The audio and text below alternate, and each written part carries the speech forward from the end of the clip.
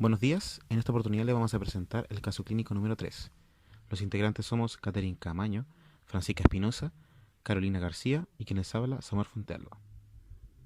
Antecedentes. Se trata de una mujer de 53 años que presenta obesidad y presenta dolores fuertes en las articulaciones de miembros inferiores hace 3 a 4 meses.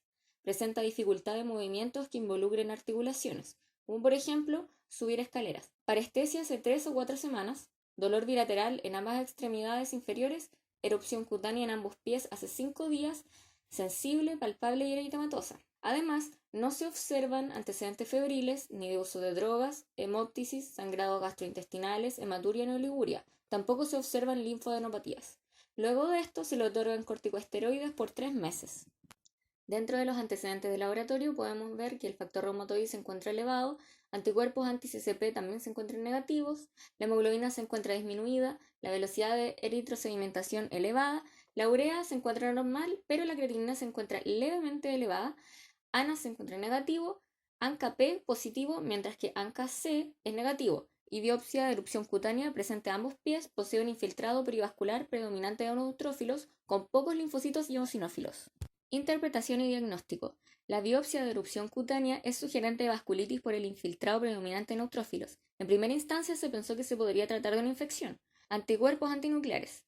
Un resultado ANA negativo nos indicó que no existen autoanticuerpos de la persona que se dirijan contra antígenos nucleares. Hemograma. La hemoglobina se encuentra disminuida y en un principio se buscaron indicios de anemias autoinmunes, pero luego al ver el resultado de velocidad de eritrosedimentación observamos que se trataba de un fenómeno inflamatorio y no anémico. El factor reumatoide nos indicó la presencia de una enfermedad autoinmune y debido al compromiso articular de la enfermedad se pensó en artritis reumatoide. Los anticuerpos anti-CCP negativos permitieron descartar dicha patología, mientras que la creatinina elevada indicó que se podría tratar de compromiso renal y o una patología en evolución, pero la prueba que nos llevó al diagnóstico definitivo fue ANCA-P positivo, ya que las vasculitis de vasos pequeños poseen esta característica esencial. La parestesia es la sensación de quemazón y hormigueo de la piel. Fue un síntoma indicativo de compromiso de vasos, ya que la perfusión sanguínea podría alterar las fibras sensoriales de la piel. La erupción cutánea era el síntoma más notorio de vasculitis con compromiso de dermis.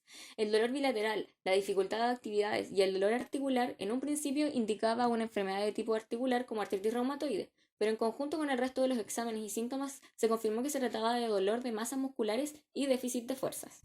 Entonces el diagnóstico fue vasculitis. Existen diferentes tipos de vasculitis. Se clasifican según tamaño del vaso sanguíneo que afecten y según el origen. Según el origen tenemos primarias y secundarias. Según tamaño del vaso sanguíneo tenemos vasos pequeños, medianos y grandes. En este caso la patología se trata de vasos pequeños asociados a ANCAS positivos.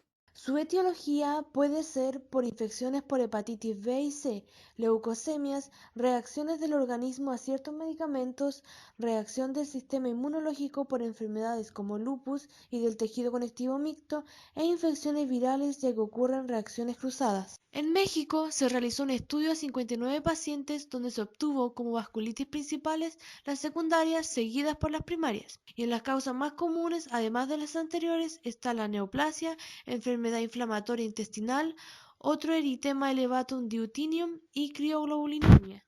Entre los factores de riesgo están los asociados al tabaquismo, padecer infecciones crónicas de hepatitis B y C y enfermedades autoinmunes como lupus eritematoso sistémico o artritis reumatoide. Por ejemplo, la poliangiitis microscópica aumenta su riesgo por drogas como la hidralicina o la exposición a sílice.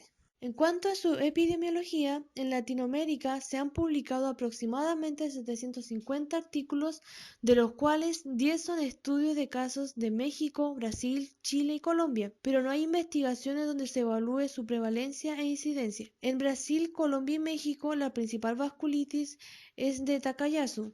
En Perú es la poliangitis microscópica y en Chile es la granulomatosis de Wegener. Aquí podemos ver unas imágenes donde nos muestra un plano más mundial de la epidemiología. Por ejemplo, la poliangitis microscópica se da más en Japón y el sur de Europa, o la arteritis de células gigantes en el norte de Europa. Como bien se diagnosticó, vamos a proseguir con la fisiopatología propiamente tal de la vasculitis. La vasculitis comprende una serie de trastornos que se producen a nivel vascular y que son capaces de producir diversos tipos de lesiones que están relacionadas con la inflamación y además de procesos necróticos a nivel endotelial. Esta patología afecta a las células del endotelio, como también a las fibras de músculo liso de los mismos vasos sanguíneos. En estas imágenes se puede observar a la izquierda un vaso sanguíneo en estado normal, mientras que al lado derecho se puede observar un vaso sanguíneo inflamado, cual genera un aumento de la presión, además de las lesiones en las células endoteliales y músculo liso que acabamos de mencionar. Este trastorno puede afectar a cualquier tipo de calibre, a vasos sanguíneos grandes, medianos y pequeños. ¿Cómo se puede producir la vasculitis? Se produce por dos tipos de lesiones, las lesiones primarias o directas y las lesiones secundarias o indirectas. Con respecto a las lesiones primarias o directas, estas son provocadas por microorganismos que se presentan en la zona local y también por procesos inmunológicos. Y por otro lado, las lesiones secundarias o indirectas son producidas por factores más bien extrínsecos, tales como el frío, la irradiación solar, las lesiones mecánicas o las toxinas. Enfocándonos ya más bien en el presente caso y diagnóstico de esta paciente, se evidencia una vasculitis a nivel de vasos pequeños, como capilares, arteriolas y vénulas. Este tipo de vasculitis afecta principalmente al sistema respiratorio, al sistema renal, a pequeños vasos sanguíneos a nivel ocular y en la piel. Debemos tomar en cuenta el concepto de ANCA. ¿Qué significa ANCA? Significa anticuerpos anticitoplasma de neutrófilos. Y si nos damos cuenta, a través del concepto de anticuerpos podemos evidenciar que este tipo de vasculitis es producida por una lesión primaria, la cual es mediada por procesos inmunes. Este tipo de autoanticuerpos se dirigen específicamente a proteínas que están presentes en el citoplasma de los neutrófilos. Además, estos autoanticuerpos son capaces de producir lesiones en las células endoteliales. Si nos enfocamos precisamente en el proceso fisiopatológico como tal, sabemos que todo anticuerpo es producido por las células B, y los ANCAs no son la excepción en este caso. Al haber estímulos externos o ambientales, estos producen la liberación de citoquinas que son proinflamatorias, las cuales, al tener en contacto con los receptores de los neutrófilos que se encuentran en la capa externa, en la superficie, los activan. Al mismo tiempo, estas citoquinas que se unen a los receptores inducen la migración de la proteinasa 3, o también denominada PR3, y la MPO, o mieloperoxidasa. Esta migración se produce desde los gránulos de los neutrófilos hacia la superficie de membrana.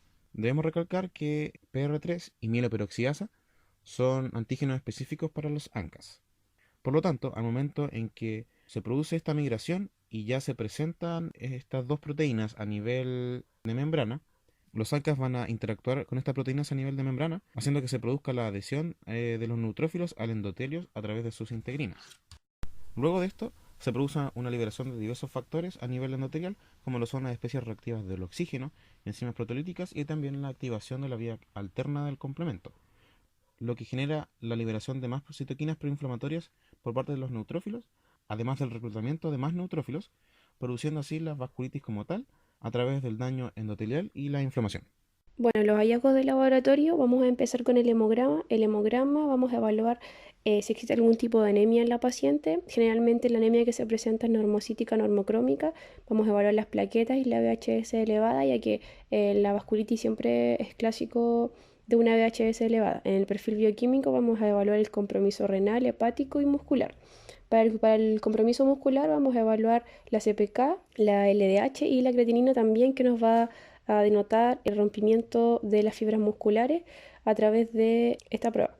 La creatinina también nos sirve para la evaluación de la función renal y vamos a hacer también una radiografía de tórax en busca de infiltrado, nódulos pulmonares, asegurándonos de que los pulmones estén completamente intactos. Los anticuerpos ANCA nos va a denotar si existe claramente anticuerpos presentes en la membrana de los neutrófilos, lo que denotaría de un tipo de enfermedad autoinmune, que generalmente es por lo que se presenta o por lo que puede presentarse esta patología.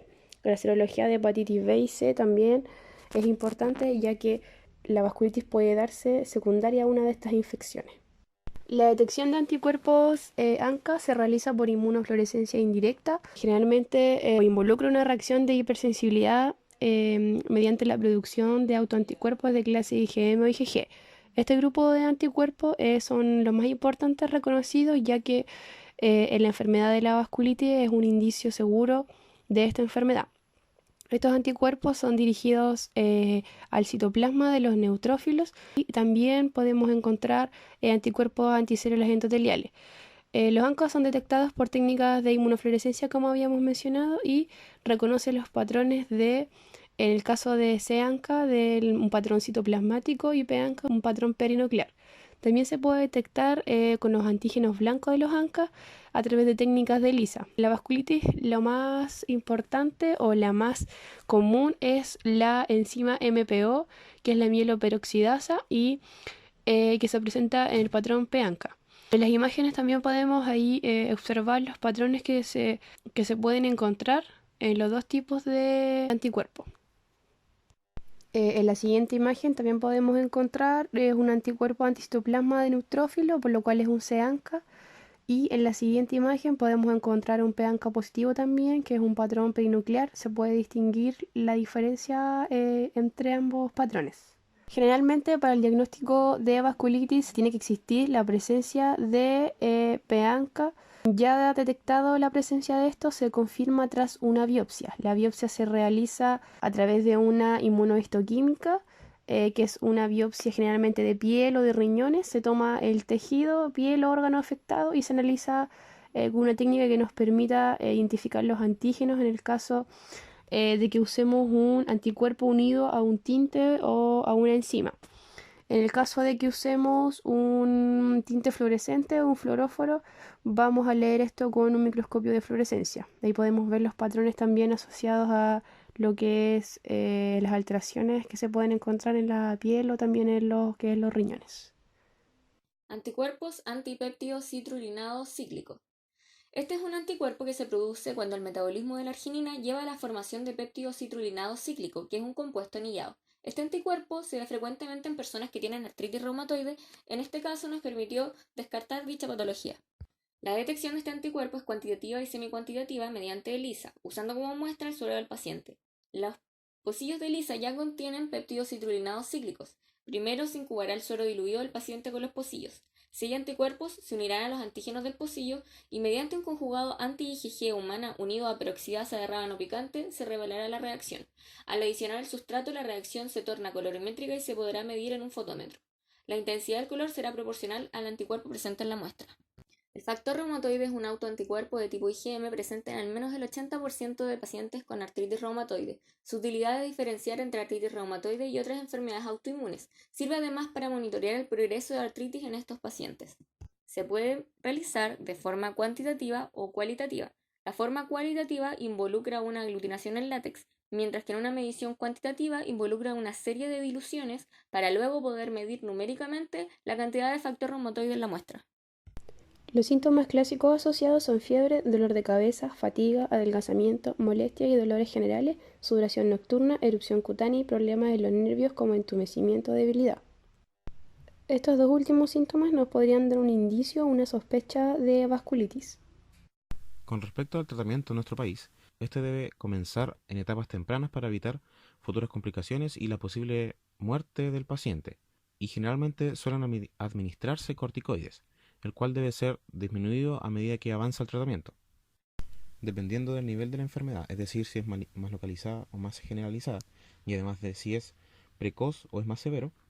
Siempre se va a tratar con corticosteroides en la terapia de inducción y la terapia de mantención. Por ejemplo, en la enfermedad localizada, la terapia de inducción es con corticosteroides más metotrexato, y la terapia de mantención, considerando que se debe disminuir el nivel de corticosteroides, se añade más acetoprina o leflunomida. Con respecto a una enfermedad que puede ser sistémica y precoz, la terapia de inducción, además de los corticosteroides, va a ser metotrexato o bien ciclofamida, mientras que la terapia de mantención seguirán siendo los mismos corticosteroides más acetoprina.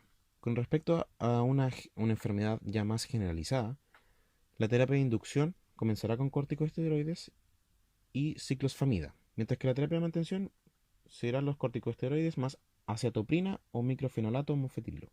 Por otro lado, cuando ya la enfermedad está a un nivel más severo, la terapia de inducción serán los corticosteroides más plasmaféresis y ciclofamida, mientras que la terapia de mantención serán los corticosteroides más acetoprina o microfenolato mofetilo, al igual que la enfermedad generalizada. Cuando ya se presenta una enfermedad más refractaria, la terapia de inducción se va a dar con diferentes fármacos con respecto a las anteriores. Como tratamiento más alternativo se puede tratar con inmunosupresores, los cuales la terapia de inducción se puede realizar con metotrexato, Ciclops, Rituximab y Mepex, mientras que la terapia de mantención en el paciente puede ser con los siguientes inmunosupresores, como lo son Cicasarem NORAM, CFEV y también IMPROVE. En cuanto al acceso, depende del sistema de salud, pero generalmente se adquiere de forma privada. Se intentó incluir medicamentos de alto costo como Rituximab a la ley Ricarte-Soto, pero se rechazó por sus riesgos. En caso de cirugía por aneurisma, se vincula al sistema que esté utilizando el usuario. Fundación Vasculitis Chile cuenta con 350 pacientes portadores y el tratamiento cuesta 1.660.000 pesos, pese a que el ingreso per cápita es de 440.000 pesos. Esta fundación fue la que trató de que la ley Ricarte Soto incluyera su tratamiento, pero no lo lograron. Seguimiento desde el laboratorio. Hemograma completo para recuento de plaquetas, leucocitos y neutrófilos. Hepatograma para evaluación de función hepática y creatinina en sangre para evaluación de función renal. Los tiempos dependen del paciente, pero generalmente son 3 meses y son parte del sistema de atención primaria y secundaria de salud. Podemos concluir entonces que no hay muchos datos en el ámbito epidemiológico sobre la vasculitis en Chile. Es una patología cuyo tratamiento es caro, pero sí es accesible. Su identificación temprana es clave para evitar complicaciones y además se requiere de muchas técnicas indirectas para poder identificarla. Es por esto que también una prueba por sí sola no es suficiente para realizar el diagnóstico. Asimismo, también encontramos estudios de otros países de Latinoamérica que indican que la vasculitis es más frecuente en mujeres que en hombres.